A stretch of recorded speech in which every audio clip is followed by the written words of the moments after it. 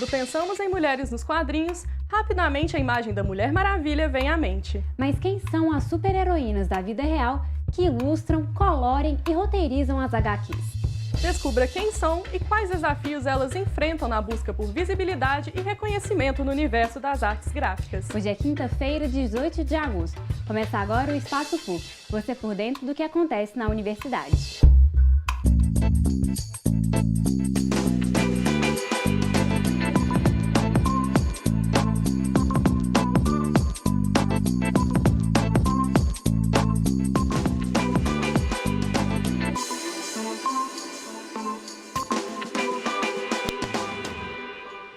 Olá! Quinta-feira é dia do quadro Repórter PUC aqui no programa.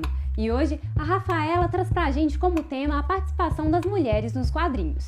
É isso mesmo, Giovana. E para integrar, eu fico muito feliz de integrar a equipe aqui do Espaço PUC, agradeço a oportunidade. E hoje no primeiro programa nós vamos abordar os desafios e progressos das mulheres na produção de HQs. Aqui em BH nós temos uma grande variedade de trabalhos que vão do infantil ao feminista. Além da variedade de temas, a forma de publicar as criações também é diversa. São fanzines, novelas gráficas em livros físicos, páginas no Facebook, blogs e muito mais.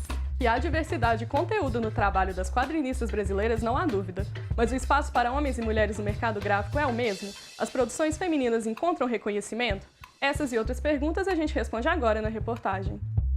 Por mais de 100 anos, as mulheres têm atuado nos quadrinhos, mas suas identidades não eram reveladas. Durante a primeira metade do século XX, as artistas utilizavam pseudônimos masculinos ou andrógenos para conseguirem ser publicadas. Nair Tefé, primeira cartunista do Brasil, usava o nome Rian para ter os trabalhos reconhecidos. As habilidades gráficas de Nair eram vistas como excêntricas pelo pai, o Barão de Tefé, que não apoiava as caricaturas da filha. Geralmente, e assim, não é brincadeira. Eu falo, o que você é? Quadrinista, é legal.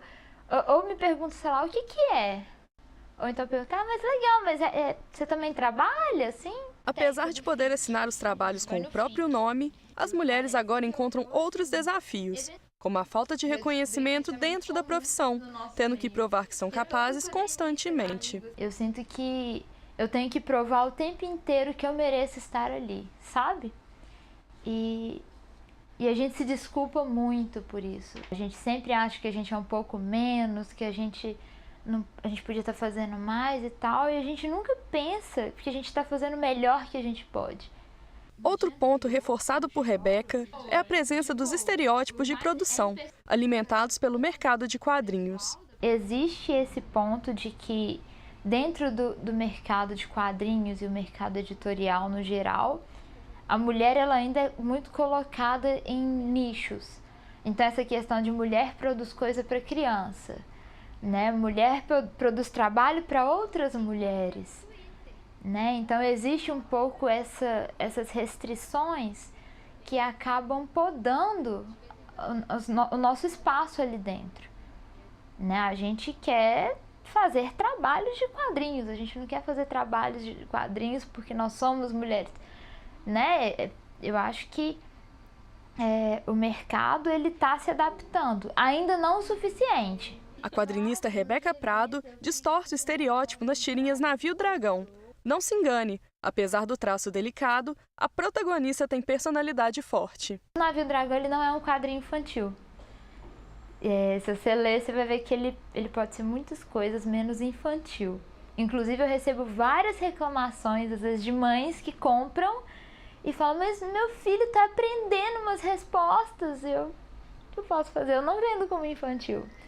Né? As pessoas elas têm um pouco essa associação, né, de o traço mais bonitinho, mais fofinho, e mulher fazendo, infantil, né? E não é, ele é um quadrinho, ele é genérico, ele é para todo mundo. A minha pesquisa na faculdade inteira foi dentro de criação de personagem. E o personagem que eu sempre achei mais fácil de criar era alguma coisa que fosse mais próxima de mim. Então eu pensei, fisicamente, algumas características que fossem mais acessíveis, que eram algumas características minhas, né? Então, cabelo, ser mais baixinho, o dente meio quebrado e tal. E em termos de personalidade, eu queria fazer uma coisa que justamente contrastasse com isso, mas não necessariamente de um jeito forçado. Então eu falei assim, como que eu vou fazer com que ela seja assim e não seja forçada? Então eu quis trabalhar dentro do universo viking, que é um universo mais bruto, né? Então eu fui pegando esses aspectos todos assim e juntando até formar um personagem só.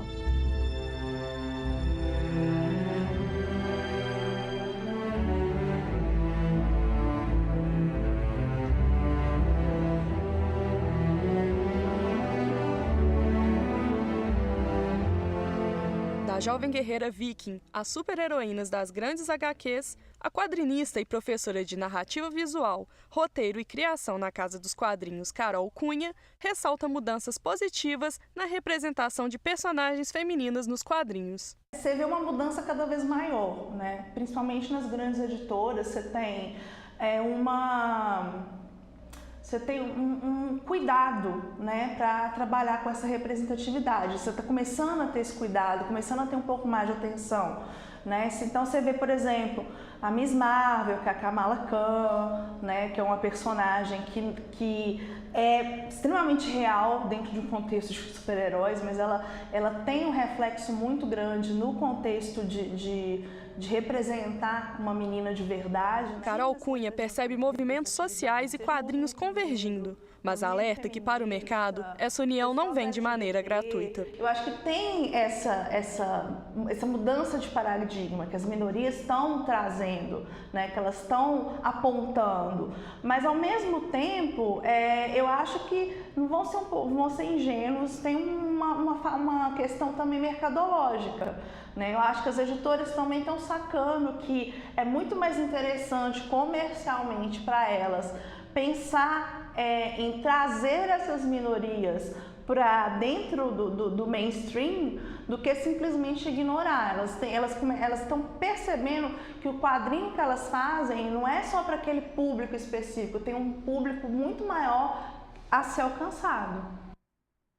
Como a Rebeca Prado e a Carol Cunha mostraram na reportagem, as mulheres estão conseguindo maior visibilidade e, com ela, a inserção das minorias nas histórias em quadrinhos, além da quebra de alguns estereótipos. Mas como elas mesmas apontaram, apesar do mercado estar mais aberto, ainda há muito o que ser feito. E para aprofundar a discussão sobre o papel das mulheres nos quadrinhos, tanto nas representações dentro das páginas quanto na vida real de criadoras e leitoras, recebemos Laura Taide, quadrinista e advogada. Temos também no estúdio Samantha Coan, que é uma das criadoras do coletivo Ladies Comics e é designer gráfico.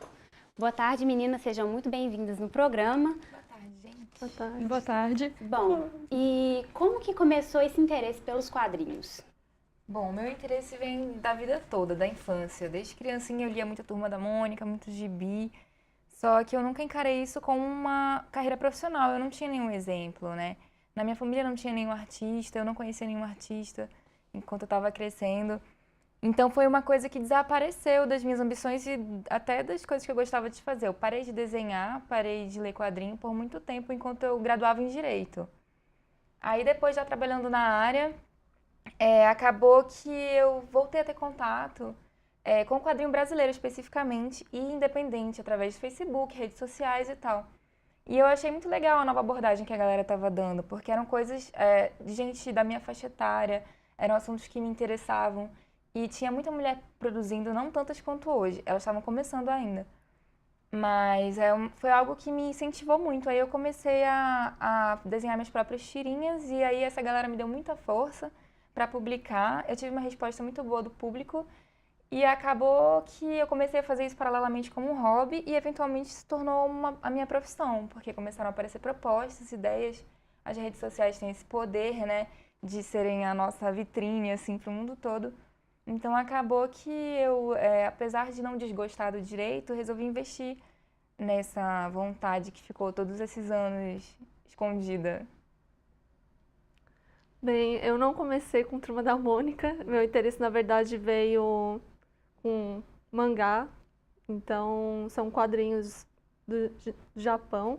Então, a partir dos meus 14, 15 anos, eu comecei a buscar a ler sobre essa cena, assim, mas acabou que, consequentemente, depois de uns bons anos, aí eu encontrei a Mariama, onde que eu não sou quadrinista, né, então, no caso, Eu faço mais vídeo falando sobre mulheres e quadrinhos, escrevo para o site Ladies Comics, que hoje é coletivo. E Laura, como que é essa história de advogada por profissão, desenhista por teimosia, acabou indo para o direito mais pela família e depois que o quadrinho chegou, como que foi na família absorver isso? Foi tranquilo? Então, foi estranho, porque eu não sabia que isso podia ser uma potencial carreira, era coisa que eu amava fazer, mas todo mundo sempre achou bonitinho e me perguntou o que eu ia fazer da minha vida, como se fossem coisas separadas. Então, foi por motivos familiares, a minha família tem várias gerações de advogados, e eu era estudiosa, então passei no vestibular e achei a faculdade interessante. Na verdade, até hoje eu me interesso muito por direito. Gosto de discutir sobre o assunto, pesquisar, e eu trabalhei por 3 anos na área, né? Mas começaram a aparecer esse interesse que estava latente em mim, voltou e aflorou com tudo em 2013, né? Porque, como eu expliquei, eu comecei a ler quadrinho nacional e aí isso me abriu os olhos para todo tipo de quadrinho diferente de Turma da Mônica.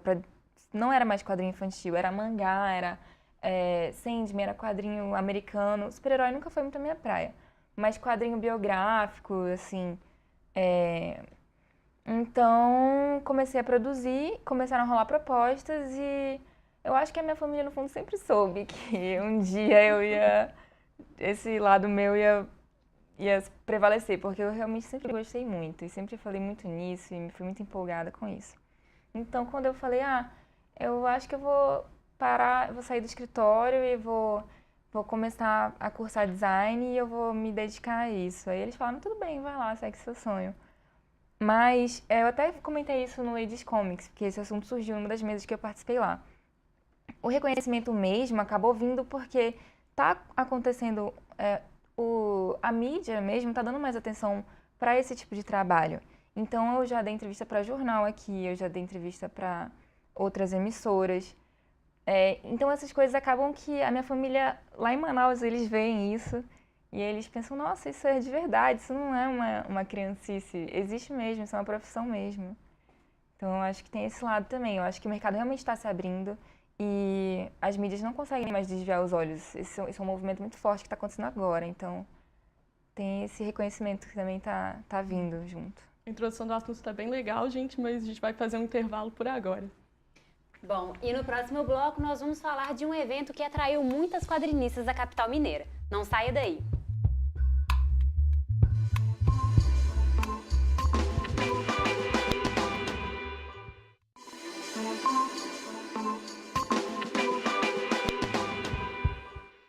Estamos de volta com o Espaço PUC e no quadro Repórter PUC de hoje o tema é Mulheres nos Quadrinhos. E uma iniciativa bem legal do coletivo Ladies Comics é o Encontro Ladies Comics, um evento com debates, oficinas e feira gráfica que busca firmar a memória das mulheres no cenário das HQs.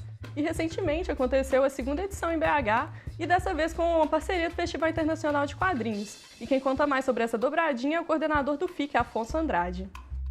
O Festival Internacional de Quadrinhos, ele desde já algumas edições, ele vem trabalhando no sentido de que o festival ele traga mais representatividade dentro do evento, né?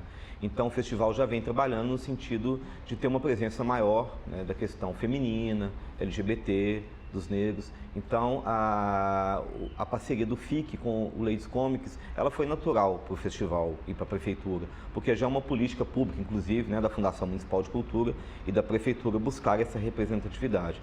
Então as meninas estavam realizando o 2º encontro e o festival veio então ser parceiro para que o encontro pudesse ser realizado da melhor maneira possível, com maior qualidade, e veio de encontro justamente então esse nosso objetivo. A curadoria ela foi toda feita pelo coletivo Ladies Comics, né, pela Samantha, a Samara e a Mariama. Nós não quisemos, né, o Festival FIC ele não entrou na parte da curadoria justamente por entender que essa curadoria ela deveria ser totalmente feita pelo coletivo Ladies Comics. Bom, Samantha, e como que foi o processo de construção da 2ª edição do Ladies Comics? Bem, é um processo que vem bem antes de 2016, porque já faz 6 anos que o Ladies Comics já existe. E o primeiro, só para explicar um pouco o que é o Ladies Comics, né? Primeiro começou como um site, com uma ideia mais de leitor, de falar onde estavam essas mulheres fazendo quadrinhos, produzindo. não era visto aqui no Brasil esse tipo de divulgação, e a Mariama Fonseca percebeu que era uma ótima ideia para ter um blog para falar na internet, né?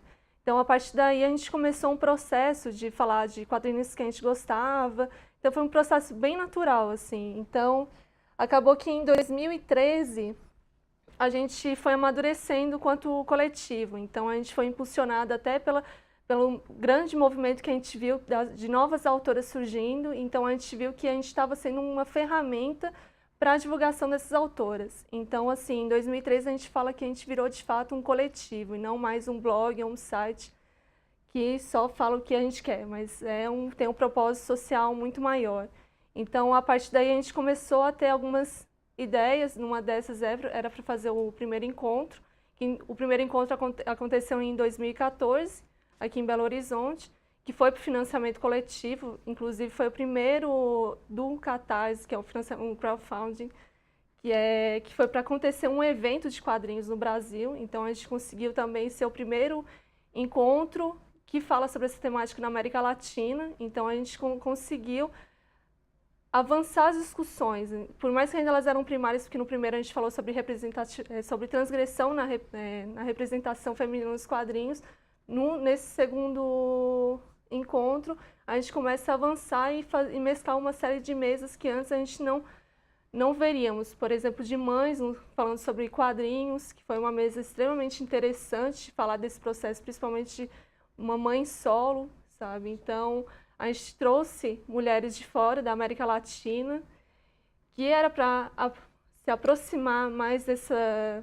que a gente tem nossos irmãos, mas a gente não sabe. Assim, essa limitação de línguas não possibilita essa aproximação. Então, a gente quer começar a integrar mais essas autoras até para elas serem divulgadas e conseguimos divulgar também para as editoras e, inclusive, para os eventos de quadrinhos, porque a gente percebeu que, no primeiro, a gente acaba influenciando outros eventos como o FIC, de trazer autoras novas, que às vezes não são conhecidas pelo pessoal da própria curadoria do FIC. Então, a gente já sabe que tem algumas que eram convidadas nossas, já vão estar na próxima edição do FIC, e isso é realmente muito estimulante, fazer esse trabalho.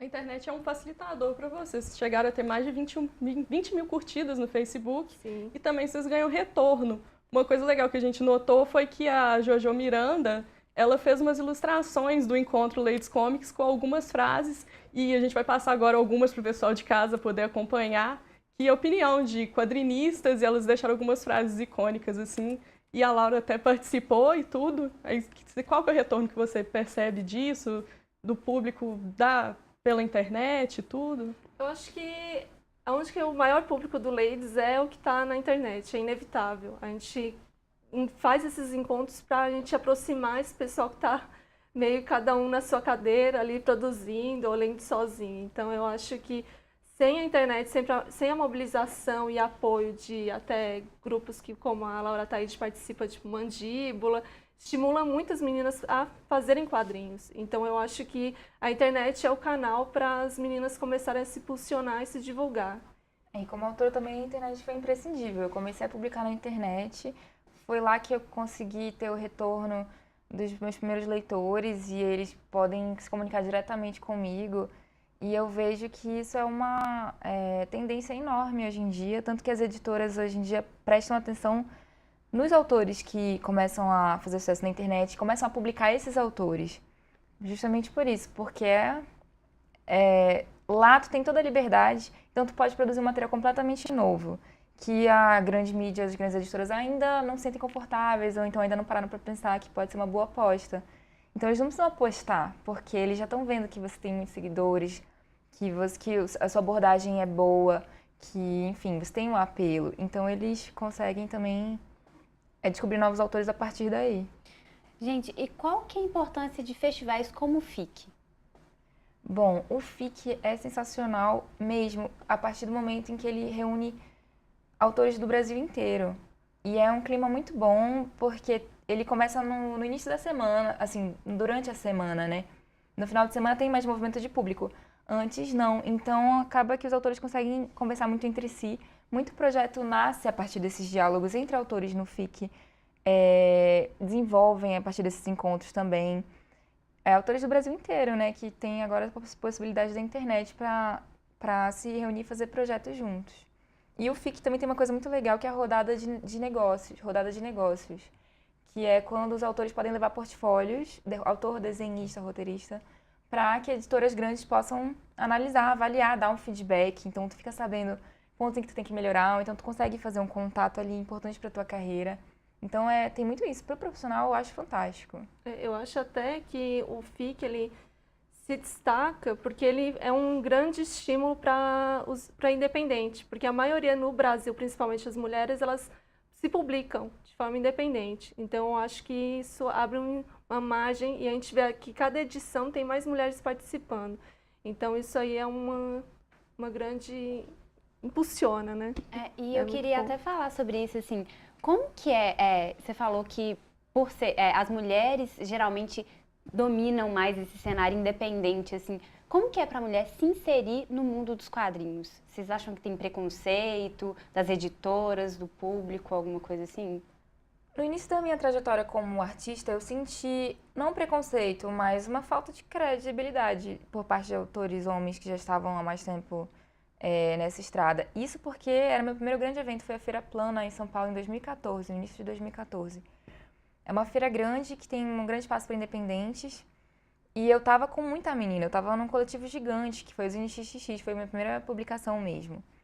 Então, e era exclusivamente para mulheres e elas queriam abrir esse espaço nesse meio independente e na época eu não entendia o porquê. E nesse evento eu meio que entendi. Primeiro que a gente quase não via mulher em outras banquinhas e quando a gente ia conversar com outros artistas, às vezes a gente levava uma cantada, em vez de ser levado a sério. Então foi um pouco opressivo, mas hoje em dia eu já acho que o cenário está bem diferente, porque a presença feminina, por iniciativas como Ladies, por essas iniciativas coletivas que tem acontecido principalmente entre artistas mulheres, eu vejo que agora a gente se posicionou, a gente está se posicionando cada vez mais, mas a gente já chegou num ponto em que nós somos levadas a sério, nós somos convidadas para participar de antologias e, enfim, coisas de gente grande, de eventos, sabe? Mas foi um processo, viu? E de onde vocês acham que vem a maioria dessas meninas? Elas são estudantes, levam o quadrinho como profissão, levam mais como hobby? Como vocês percebem o cenário assim? Eu acho que a partir de quando surgiu o Zine XXX, que foi lançado acho que em 2013, né? Eu acho que ali era muito... boa parte delas era muito experimentação. Eu acho que se a gente for atrás dessas mesmas meninas que publicaram, eu acho que aí a gente pode questionar se elas de fato querem se profissionalizar. Então eu acho que tem que pesquisar de fato se existe uma profissionalização desses autores. Eu dou um exemplo do Zine XXX porque teve muita menina nova. Então, assim, impulsionou muita gente, como a Aline Lemos, a Laura Taide, e a gente vê elas aí, produzindo, publicando em editoras, sabe? Então... Laura, você lançou seu primeiro quadrinho agora, o Arquipélago. Como que está sendo essa experiência de publicar uma novela gráfica? Nossa, e o interessante é que agora eu vou lançar outro quadrinho por uma editora, na verdade é parte de um livro, que vai ser o livro da Capitolina, e eu tô tendo essa experiência, né, de ter participado de um lançamento do meu quadrinho solo, que foi com uma editora pequena de Natal, e na verdade é tão pequenininha que nós conseguimos virar amigos muito próximos, e de estar participando de um lançamento com uma editora bem grande, com a qual eu quase não tenho contato, porque existem várias etapas burocráticas para conversar com eles, assim. Mas é uma experiência maravilhosa, porque o papel é maravilhoso. O papel nunca vai morrer. O papel é uma outra experiência. Tu pode explorar o material, o tamanho, as cores, de uma forma que a internet não proporciona. A internet, incrível, ela não tem barreiras. Mas eu acho que o papel continua tendo a sua importância, especialmente no quadrinho, sabe? Bom, meninas, nosso tempo está acabando. Mas para finalizar, assim, quais dicas vocês têm para quem está começando agora? Postar. Tipo assim, pôr no mundo, fazer e postar mesmo. E se depois tu ficar com vergonha porque daqui a 3 anos tu vai achar aquilo horrível, deleta. Mas assim, o importante é começar a se posicionar, mostrar a tua cara, começar a conversar com as pessoas, porque isso vai te dar força. A resposta do público vai te dar força.